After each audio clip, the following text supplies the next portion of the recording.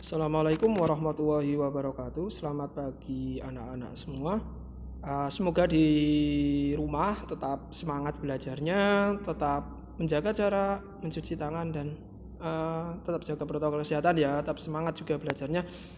Oh ya anak-anak semua, di semester ini kalian akan belajar tentang matematika peminatan. Di matematika peminatan ini garis besar materinya ada dua. Yang pertama adalah lingkaran, yang kedua adalah polinomial. Nah, pada lingkaran itu sendiri terdapat subbab yang terdiri dari 4 subbab, sedangkan polinomial terdiri dari 5 subbab. Untuk yang pertama yaitu terkait persamaan lingkaran. Nah, di persamaan lingkaran ini nanti kalian akan belajar tentang bagaimana menentukan persamaan lingkaran itu pusatnya 0,0, bagaimana persamaan lingkaran pusatnya A, B, bagaimana persamaan lingkaran itu secara umum. Nah, nanti dipelajari di persamaan lingkaran. Untuk yang materi yang kedua yaitu kedudukan titik dan garis terhadap lingkaran. Titik dan garis terhadap lingkaran ya. Nah, di kedudukan titik dan garis terhadap lingkaran ini kalian akan belajar tentang bagaimana sih titik itu terhadap lingkaran.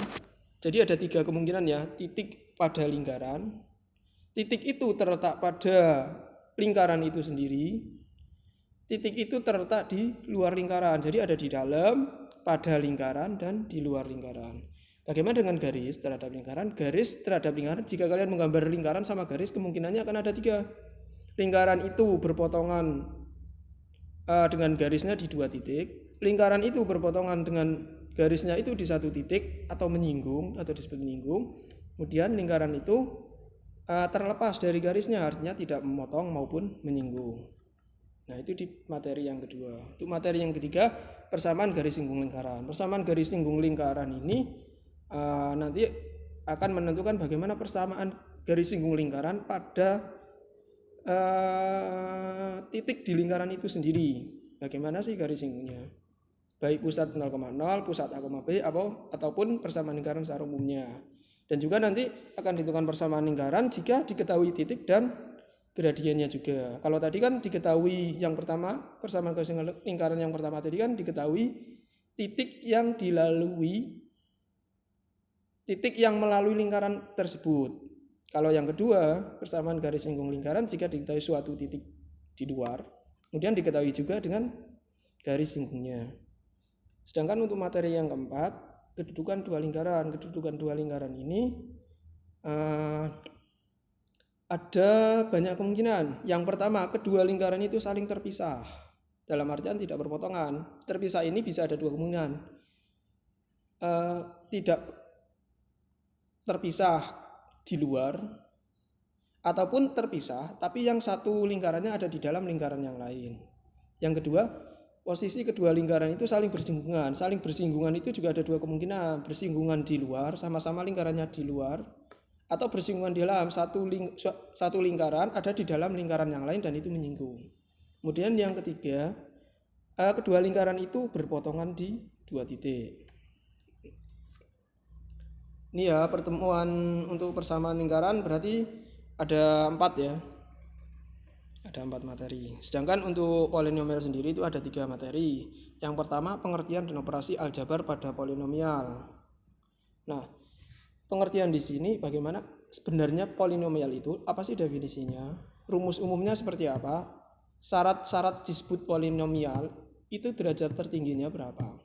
Itu nanti akan diajari di sini. Kemudian bagaimana mengoperasikan aljabar pada polinomial. Nah, sebagai syarat kalian juga harus mempelajari materi aljabar di SMP. Ini akan sangat berguna ketika nanti kalian mengoperasikan polinomial di kelas 11 ini. Kemudian yang nomor 6 yaitu pembagian polinomial. Pembagian polinomial ini ada 2 jenis pembagian. Yang pertama, pembagian secara umum. Kalau kita zaman SD dulu kan pembagian bisa pakai itu ya, pakai porogabet. Nah, di sini juga akan digunakan pembagian sistem porogabet. Kemudian yang satunya pembagian menggunakan teknik namanya teknik Horner. Nah, nanti akan dipelajari di sini lebih lanjut. Kemudian yang ketujuh, persamaan polinomial. Nah, kalau zaman kelas 10 ya, kelas 10 kalian pernah belajar tentang persamaan kuadrat kan? Lah, di sini kita akan belajar tentang persamaan polinomial di mana derajatnya lebih dari 1, termasuk kuadrat juga polinomial. Kalau X-nya pangkat 3 juga polinomial, X pangkat 4 polinomial, X pangkat 5 polinomial. Jadi derajat X pangkatnya itu derajat angka tertinggi atau lebih dari 1, itu disebut persamaan polinomial. Nah, kurang lebih seperti itu ya materi di polinomial dan lingkaran. Nah, semoga adik-adik sebelum ke depan kita mulai pembelajaran, mulai besok ya maksud saya, silahkan adik-adik pelajari terlebih dahulu melalui ya berbagai sumber. Kalian bisa belajar dari YouTube, Instagram, Telegram, kemudian dari blog, kemudian dari web-web dinas pendidikan. Itu biasanya materi di-share di situ. Nah, untuk selanjutnya kita akan membahas tentang bagaimana penilaian selama 1 semester ini. Penilaian selama 1 semester ini kalian akan dinilai berdasarkan 1, presensi atau kehadiran. Semakin kalian tepat waktu presensi, nanti presensi ada di Microsoft Teams ya, silakan kalian absen di situ. Nah, nanti kehadiran juga akan mempengaruhi, semakin hadirnya 100% semakin baik. Kalau bisa kehadiran jangan sampai kurang dari 75%. Dianggap kalian nanti tidak masuk kelas namanya. Oke, yang kedua, tugas harian atau kuis. Nanti di Microsoft Teams setiap pembelajaran kemungkinan nanti akan ada penugasan atau kuis. Itu tergantung materinya ya. Sudah selesai belum? Kalau sudah selesai berarti nanti ada penugasan dan kuis. Kemudian untuk yang ketiga nanti ada ulangan harian, penilaian harian ya. Ulangan harian ini biasanya setelah 1 pokok materi selesai, nanti akan saya uji coba buat ulangan harian atau penilaian harian ya.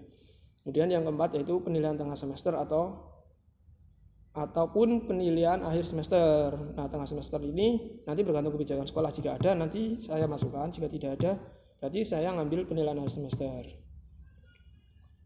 Oke, sebagai catatan kalian juga penilaian ini akan dipengaruhi juga oleh 1 sikap.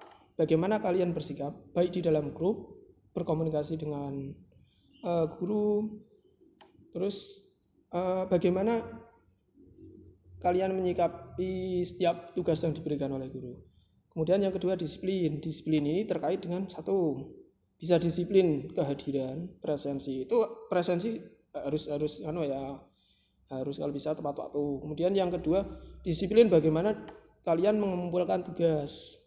Semakin anak-anak rajin mengumpulkan tugas tepat waktu, nilainya semakin baik. Tapi kalau nilai tugasnya misal ternyata telat dan telatnya terlalu lama, ya nanti nilainya juga akan berpengaruh. Walaupun nanti benar semua tapi telat lama, ya nanti nilainya jadi nggak sempurna, nggak seperti yang lain yang mengumumkan di awal. Yang ketiga keaktifan. Keaktifan ini dinilai dari keaktifan kalian. Ketika nggak paham ya mau nanya, boleh tanya di grup, boleh tanya melalui chat. Saya sempatkan untuk menjawab.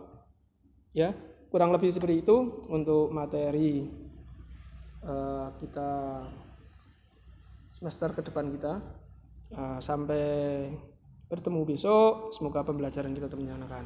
Jangan lupa tetap atuhi 3M ya, mencuci tangan, memakai masker dan menjaga jarak. Terima kasih.